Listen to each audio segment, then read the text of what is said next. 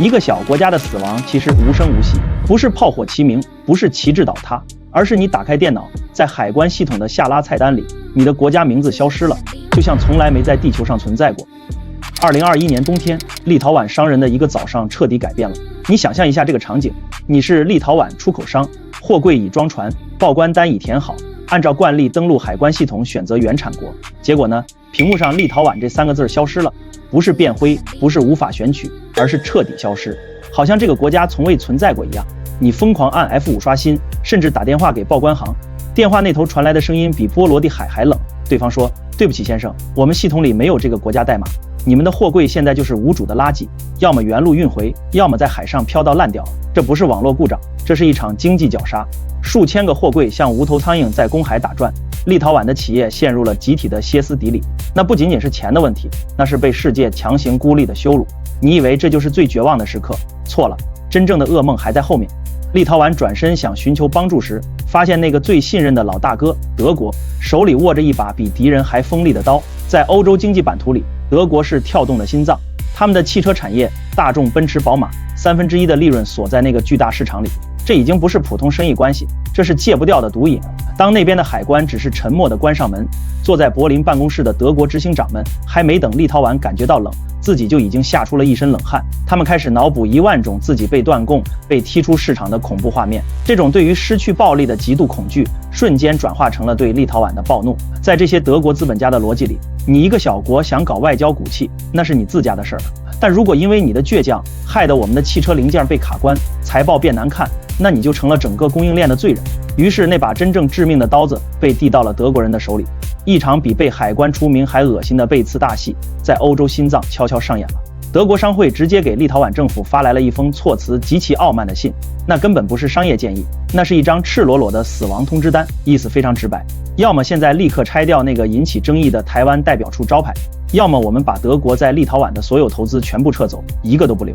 要知道，德国不是普通贸易伙伴，而是立陶宛制造业的衣食父母。大陆集团、海拉电子这些全球汽车供应链的顶级玩家，过去几年在立陶宛砸下了重金，建立了一座座现代化工厂。这些工厂养活了成千上万的立陶宛工程师和技术工人，是这个小国好不容易爬上全球产业链高端的证明。如果德国真的要把这些核心工厂搬走，那就是直接抽干了立陶宛经济的血液，几万个家庭在一夜之间失去饭碗，整个国家工业体系倒退10年。这哪里是盟友之间的沟通，这分明就是绑匪拿着枪指着人质脑袋的谈判，窒息感在维尔纽斯几乎是可以触摸到的。立陶宛外交部和经济部的电话被打爆了，但电话那头传来的不是布鲁塞尔的声援，也不是柏林的安慰，而是德国高管们气急败坏的咆哮。这些平日温文尔雅的执行长彻底私下伪装，像训斥下属一样威胁立陶宛官员，指责他们不懂地缘政治的规矩，指责他们为了所谓的价值观害死了大家的生意。那种语气充满了老欧洲对新欧洲的傲慢，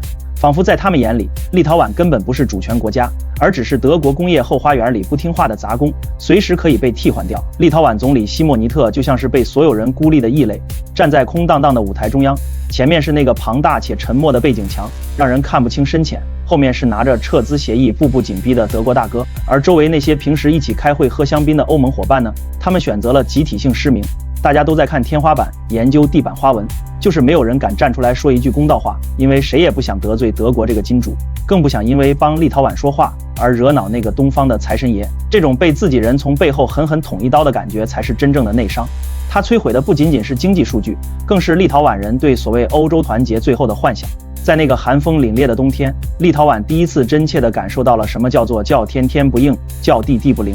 整个国家陷入了前所未有的迷茫和恐慌。难道小国真的就没有资格挺直腰杆说话吗？难道为了生存就真的只能跪在资本脚下，当一个听话的提线木偶吗？就在立陶宛快要被这种双重压力压垮，连呼吸都觉得困难的至暗时刻，一道意想不到的光突然从地球另一端照了进来。这道划破黑暗的光并不是来自华盛顿的航母舰队，也不是布鲁塞尔的欧盟总部，而是来自距离立陶宛8000公里之外，同样孤悬在海上的小岛台湾。当那2万瓶原本应该摆在东方宴席上的深色兰姆酒，因为被拒绝入境而在茫茫大海上漂流，无家可归的时候，当德国商业巨头们正在忙着起草撤资协议给立陶宛政府下最后通牒的时候，台湾人做了一个让那些精明的欧洲算计师完全看不懂的动作，那是充满台湾江湖味的一声怒吼：没人要是吧？拿来，我们台湾全收了。这不仅仅是一笔买卖，这是一场关于人性的救援。台湾的社群媒体上发生了什么？原本甚至连立陶宛在地图哪个角落都搞不清楚的台湾阿姨和竹科工程师，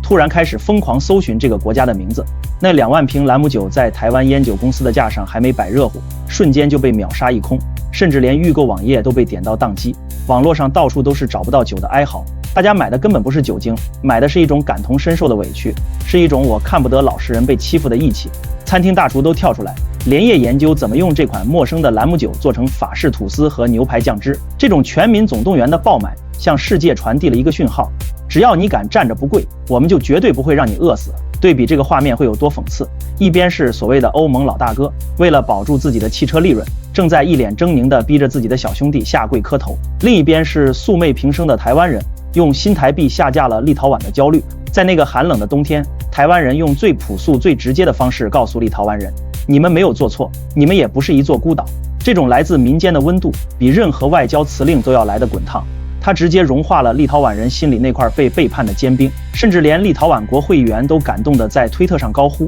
原本以为我们要独自面对黑暗，没想到最好的朋友竟然在地球的另一端。但情绪虽然到位了，现实依然是残酷的。台湾人心里很清楚，光靠喝几瓶酒是救不了国家的，兰姆酒再烈也只是一时的安慰剂。那几百万美金的销售额在国家级的经济博弈面前连杯水车薪都算不上。真正的救援必须是硬碰硬的，要想真正帮这个硬骨头的兄弟站稳脚跟，光给钱不够，必须给家伙，必须把自己压箱底的看家本领拿出来。在这个世界上，能让德国人闭嘴，能让那个巨大市场无可奈何的东西，只有一个无可替代的顶尖技术。于是在兰姆酒的酒香还没散去的时候，一项比买酒疯狂1万倍的秘密计划已经在台北的会议室里拍板定案。一架载着台湾顶尖半导体工程师和秘密蓝图的飞机已经悄悄起飞了。这一次我们要给立陶宛的不是鱼，而是一张通往未来科技霸权的入场券。故事的主角叫阿维达斯，他是立陶宛最大的高科技集团 Teltonika 的创始人。这家公司原本是立陶宛的骄傲，专门生产高阶的物联网设备。但当立陶宛和那个巨大经济体闹翻之后，阿维达斯突然发现脖子被一只看不见的手狠狠掐住了。掐住他的正是原本的合作伙伴德国，因为立陶宛政府坚持不改名，德国的晶片供应商为了向东方大市场表忠心，直接切断了对 Teltonika 的所有晶片供应。对电子公司来说，没有晶片就等于人没有心脏，工厂停工，工人回家，几十年心血眼看就要化为乌有。德国人甚至私下放出话来，想恢复供应只有一条路，那就是你去逼你们的政府下跪道歉。这就是当时最真实的商业霸凌。德国人以为抓住了这个软肋就能让立陶宛屈服，但他们千算万算，没算到台湾人的骨头比他们想象的还要硬。就在阿维达斯绝望地准备遣散员工的时候，来自台湾工研院的专家团队走进了他的办公室。他们带来的不是几箱救急的晶片，而是整整一套半导体制造的全部技术和制程。这在半导体界简直是不可想象的事情。这些技术是台湾花了40年血汗积累下来的看家本领，平常连看都不给外人看一眼，现在却毫无保留地摊开在了立陶宛人的桌子上。这一刻的震撼是无法用语言形容的。这位在商场摸爬滚打一辈子的硬汉，在签约仪式上差点掉下眼泪。他说他做梦都没想到，在被德国盟友抛弃的时候，竟然是远在万里的台湾人给了他重生的机会。在这个名为台立半导体合作的计划里，台湾不仅出钱出技术，还手把手教立陶宛工程师怎么盖厂房、调设备、优化良率。这哪里是商业合作，这简直就是武林宗师在传授毕生功力给关门弟子。有了台湾这股底气， Teltonika 直接宣布了一个震惊欧洲的计划，他们要投入40亿欧元在立陶宛建立起一个庞大的半导体科技园区，不仅要自己造晶片，还要把设计、封装、测试全部掌握在自己手里。这个消息一出来，德国人彻底傻眼了。他们原本想用断供来掐死立陶宛的工业，结果反而逼出了一个拥有完整半导体能力的竞争对手。那个曾经还得看德国脸色行事的阿维达斯，现在手里握着台湾给的尚方宝剑，终于可以挺直腰杆。他对那些傲慢的德国供应商说不，但这仅仅是台湾布局的第一步，因为在这个世界上，付出从来都是双向的。当台湾真心换真情的时候，立陶宛也准备好了一份回礼，那是一项连台积电都眼馋已久的黑科技。这份回礼的名字叫做雷射，而且不是普通雷射，是站在全球物理学顶端的飞秒雷射。很多人不知道，这个人口不到300万的小国竟然是全球雷射产业的隐形霸主。每10台卖给顶尖科学实验室的雷射光源里，就有1台来自立陶宛。特别是他们掌握的飞秒雷射技术，那可是被誉为光刻机眼睛的核心科技，能在比头发丝还要细几万倍的微观世界里进行冷加工。如果说晶片是现代工业的大脑，那立陶宛的镭射就是现代工业的手术刀，缺了它，很多高阶制程根本玩不转。而台湾工研院此刻最想做的事情，就是把这把手术刀精准地装在台湾半导体的产业链上。原本这项技术分散在全球各地，甚至有一部分和那个东方的巨大经济体深度合作，但当制裁大棒挥下来的时候，对方犯了一个战略级的致命错误。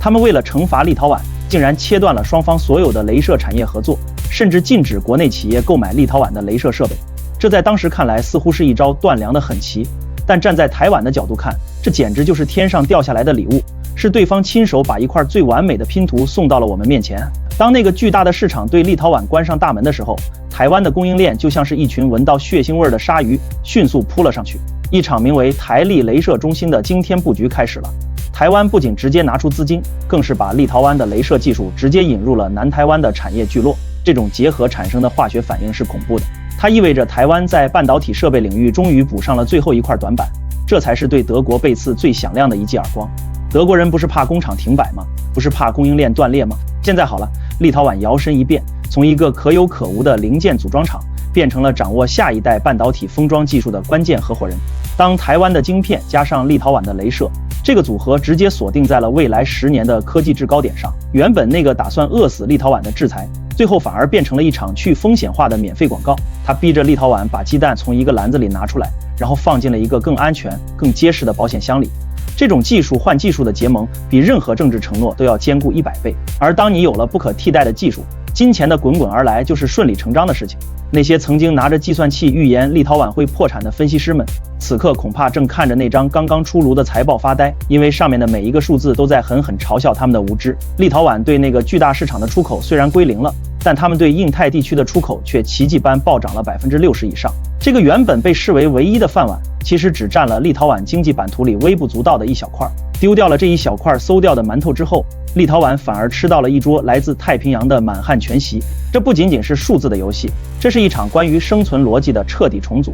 立陶宛用事实证明了那个所谓的巨大引力，其实是被人为夸大的恐吓。当你真的狠下心来剪断那根脐带，你会发现自己并没有缺氧，反而呼吸到了更自由的空气。除了镭射和家具产业，立陶宛的金融科技和生命科学产业也在这一年迎来了井喷式的爆发。因为全球的资本都不傻，他们看到了一个敢于硬抗霸权还没有倒下的国家，这就意味着最高的信用评级，意味着这里是法治和契约的绝对安全区。于是我们看到了一个让德国人悔青了肠子的画面。当其他欧洲国家还在因为地缘政治风险被外资撤离的时候，立陶宛却成了国际热钱的避风港。来自美国、日本甚至台湾的科技投资像潮水一样涌入这个波罗的海小国。那些原本在观望的跨国企业突然意识到，把工厂设在一个不会因为一句真话就被封锁的国家，才是这个动荡时代里最划算的保险。现在的局面变得非常有意思，那些曾经为了利益想要抛弃立陶宛，甚至发出撤资威胁的德国政客们，现在不得不尴尬地拿着鲜花重新排队，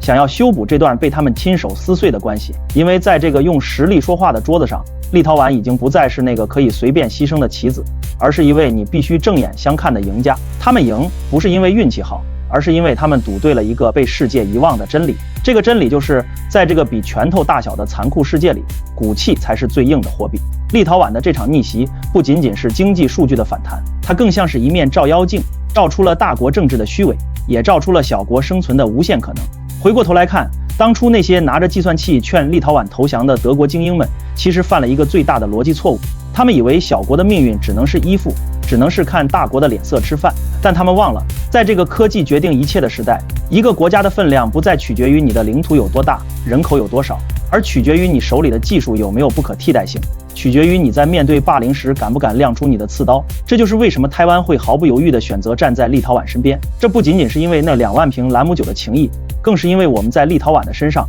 看到了那个同样倔强、同样不信邪的自己。我们都孤悬在强权的边缘，我们都曾经被所谓的盟友为了利益而出卖，但我们都选择了用最笨的方式去对抗那个最聪明的世界。我们拼命发展半导体，立陶宛拼命钻研镭射，我们把自己变成了那颗哪怕被吞下去也会让巨人消化不良的硬石头。那个巨大的背景墙依然矗立在那里，它的阴影依然庞大且吓人。但他已经不再无所不能，因为立陶宛用亲身经历告诉了所有还在犹豫的小国，面对恐惧最好的办法不是幻想去感化它，更不是像德国那样去喂饱它，而是让自己变得足够强大，强大到即使离开了那个巨大的引力场，依然能活得精彩，依然能让世界离不开你。这或许就是在这个充满变数的时代，台湾和立陶宛给我们上的最重要的一课。那些杀不死你的，终将让你变得更强大；而那些原本想看你笑话的人，最后只能尴尬地仰视你的背影。因为在这个残酷的世界里，选对朋友比选大市场更重要，而拥有一副打断了骨头连着筋的硬脊梁，